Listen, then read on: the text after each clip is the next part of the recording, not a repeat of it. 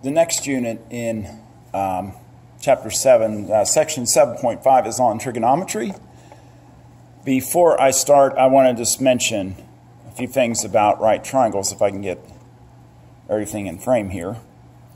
Okay, so remember we called the two sides opposite the acute angles, the legs, and the side opposite the right angle, the hypotenuse in the Pythagorean theorem unit.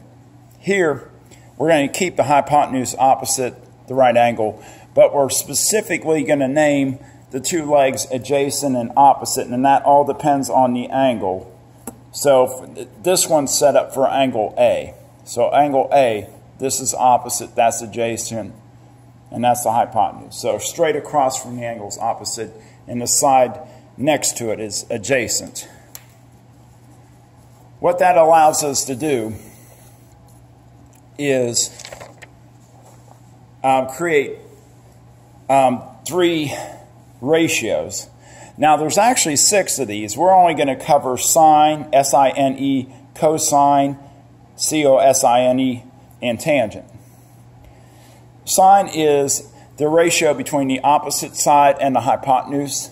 That is sine of A, sine of angle A. Notice that's abbreviated sin. And then cosine is abbreviated cos, C-O-S. Cosine of A is adjacent side divided by hypotenuse. And the ratio tangent, T-A-N, is the abbreviation. Tangent A is opposite divided by adjacent. There's a saying that goes, SOHCAHTOA. If you can remember that, its sine is opposite over hypotenuse, cosine is adjacent over hypotenuse, tangent is opposite over adjacent. But those are the 3 main trig functions we'll do. I'm not going to cover secant, cosecant, and cotangent. And you pretty much can do everything we need to do with these 3 ratios. So, I'm going to start out with a little exercise helping us recognize how to set up the ratios. So what we're going to do is, using this right triangle with the sides 12, 16, and 20, to find sine of A, cosine of A, and tangent A.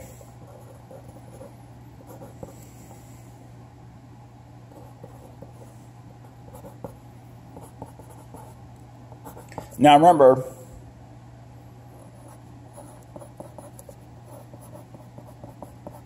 SOHCAHTOA, sine is opposite divided by hypotenuse.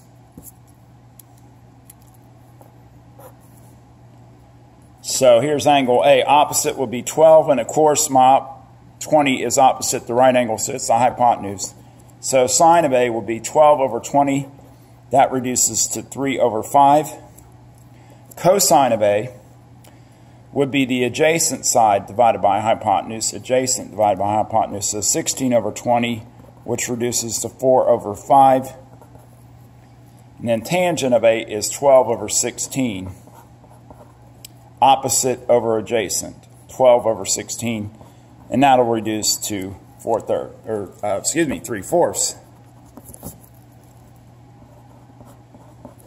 So again, sine of A originally 12 over 20, cosine of A is 16 over 20, and then tangent of A is 12 over 16. Again, it's all about the orientation of your sides. I have another example similar to this in the PowerPoint that you can go through. I want to show, first of all, how to use your calculator to find things like sine of the angle, like sine of 33 degrees.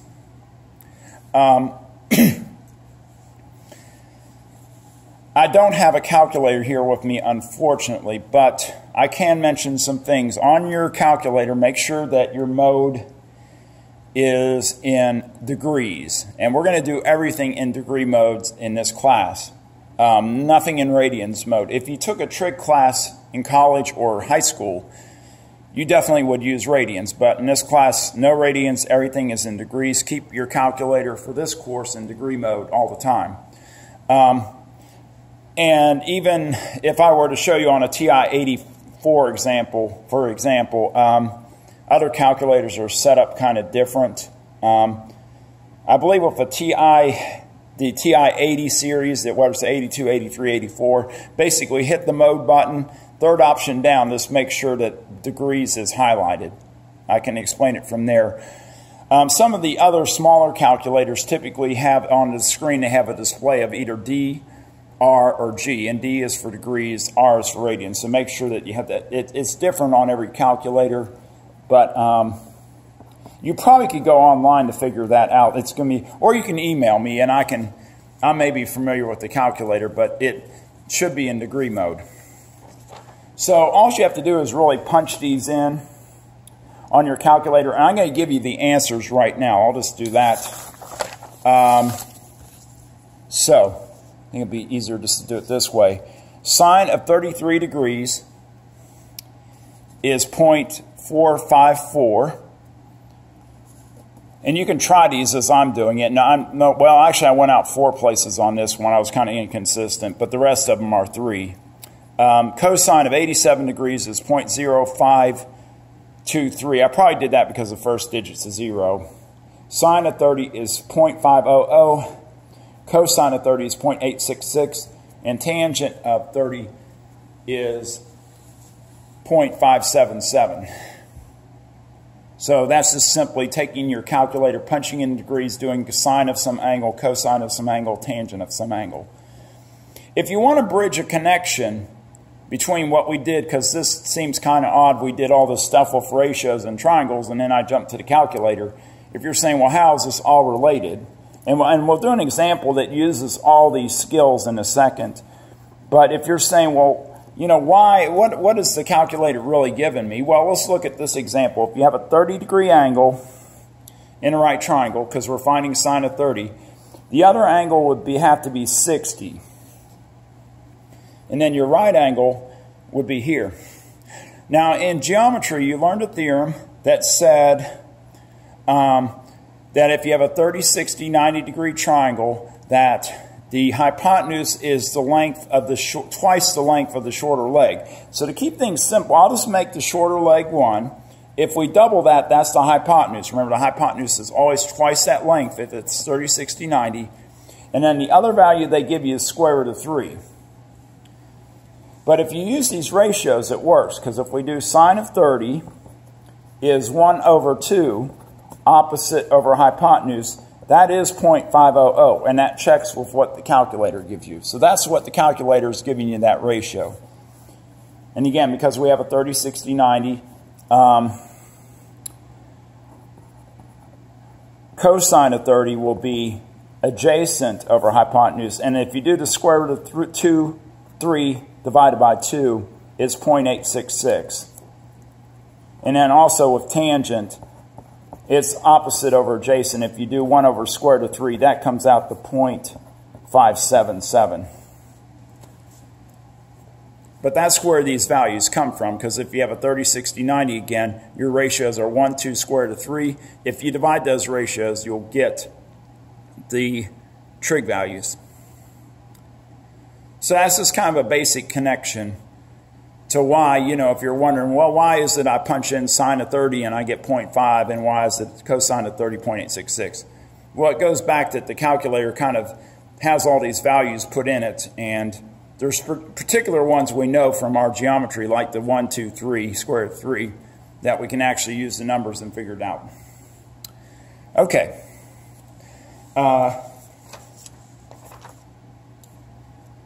Kind of our whole goal of this section is to be able to solve a triangle. So if we look at this example, we're going to kind of put all the things together that we just talked about in one example, where we're learning how to set up ratios using the, you know, the sine is opposite over adjacent, opposite over hypotenuse, for example. But in this particular situation, this kind of gives us the most useful thing about this unit, and it's this. If I have a triangle, and I know the hypotenuse is 70 feet, and I know the legs are A and B, I can actually solve for 2 missing sides, but I have to have a given angle, which I do. One of the acute angles is 32.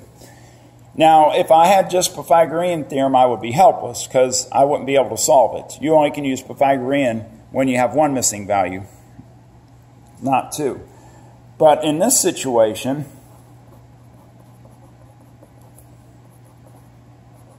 since sine is opposite over hypotenuse, if you look at the situation, you could actually set up a formula. You could go sine of 32 is opposite over hypotenuse, a over 70.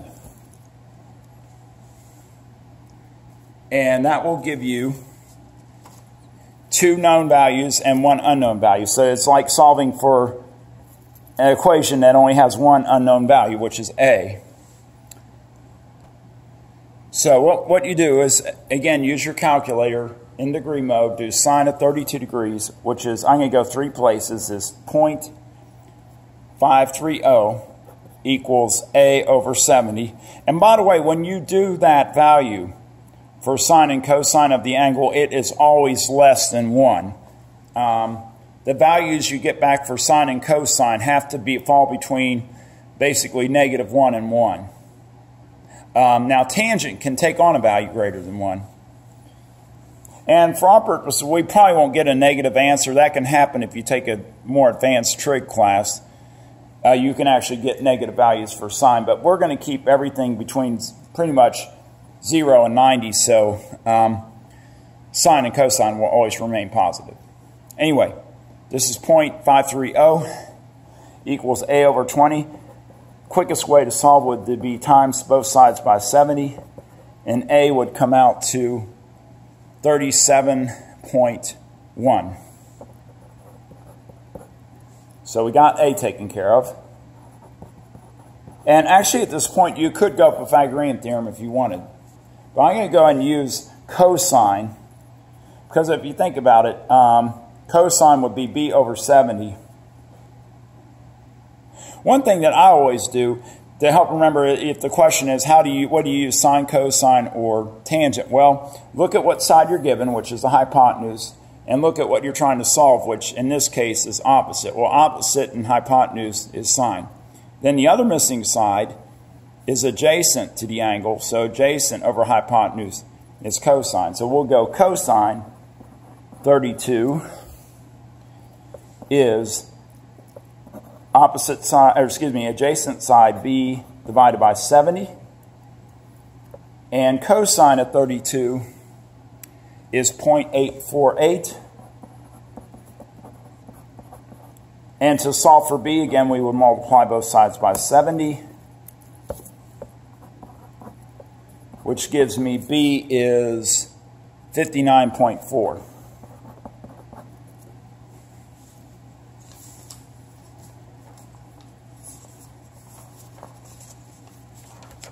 So see if you have any questions on that one. That's example 5.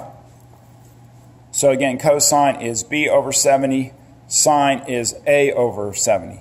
And again, one way you're saying, what do you have three ratios, how do you know what ratio to use? Well, again, think about what angle you're given and what side you're given, which in this case I'm given 32 degrees and the hypotenuse, and I'm solving for opposite. Well, what's opposite over hypotenuse is sine.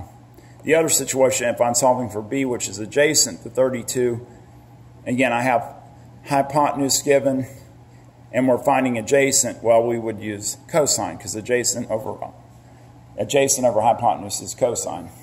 You also can just do trial and error until you get ones that will work. Okay, well, let's do the last two are reading problems. So, a ladder leans up against the building, rests 30 feet from the base of the building.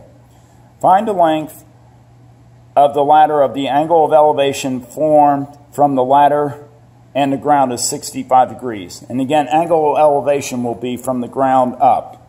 Now, I have actually pictures demonstrating the difference between angle of elevation and angle of depression in the PowerPoint. But it's basically, if you're looking out this window and the angle formed down between your eye level and the ladder, say, would be angle of depression.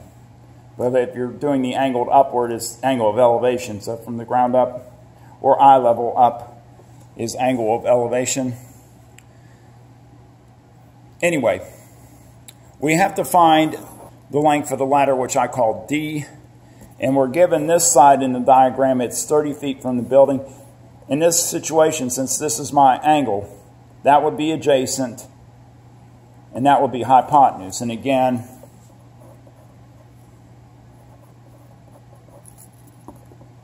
the ratio that compares adjacent to hypotenuse is the cosine ratio. So we're going to do cosine of 65 is 30 over D is my hypotenuse. And I need to look up cosine of 65. It's 0.422. And again, make sure your calculator's in degree mode.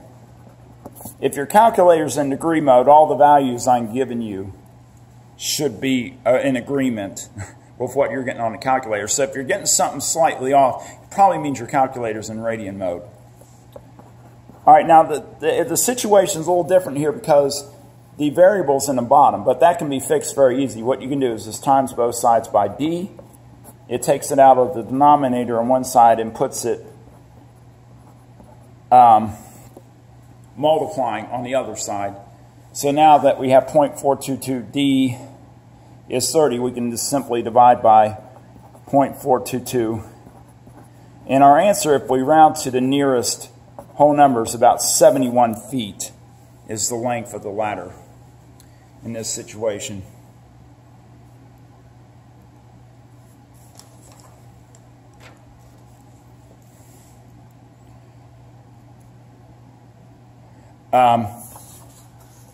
I'm going to do example 10. I skipped example 9.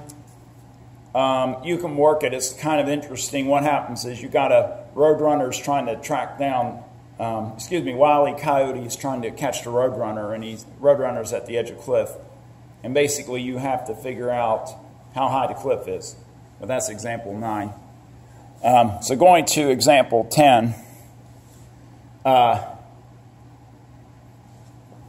we have a balloon, a hot air balloon, and it's got the cable that's pulling it. The air is pretty stiff, so it's a straight line, so it's pulled tight. And our angle of elevation is 50 feet. What we have to do is figure out what the height of the balloon is. So, since this is our angle and this is our side, it appears to be opposite. This is the hypotenuse, so it looks like sine would be our best bet here. So sine of 50, I might have to do this in ink. You may not be able to read it. So let's try this again. So sine of 50 degrees is, opposite is h over hypotenuse is 600. The value of sine of 50 is 0.766 equals h over 600. Since h is already on top, I can simply just multiply both sides by 600 and get my answer. So the height of my hot air balloon should come out to about 460 feet.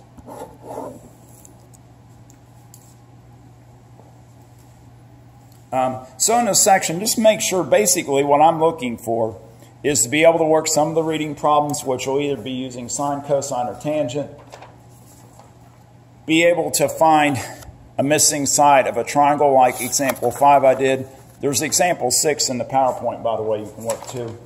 And be able just to give me the ratios in a situation like the first one. I might just ask you, okay, what is sine of A? And you would tell me 12 over 20 opposite over hypotenuse. So, you know, be able just to do a basic triangle, give me the ratios, be able to solve for the missing side, and be able to find the missing side in a situation like this, where it's more like a reading problem. Email me if you have any questions on the trig unit. There are extra problems in the PowerPoint if you want to go work them, just to get extra practice.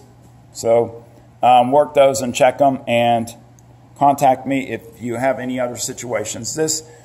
Well, there's actually one more section that's on fractals, but we won't cover that for a while. But that pretty much covers chapter 7.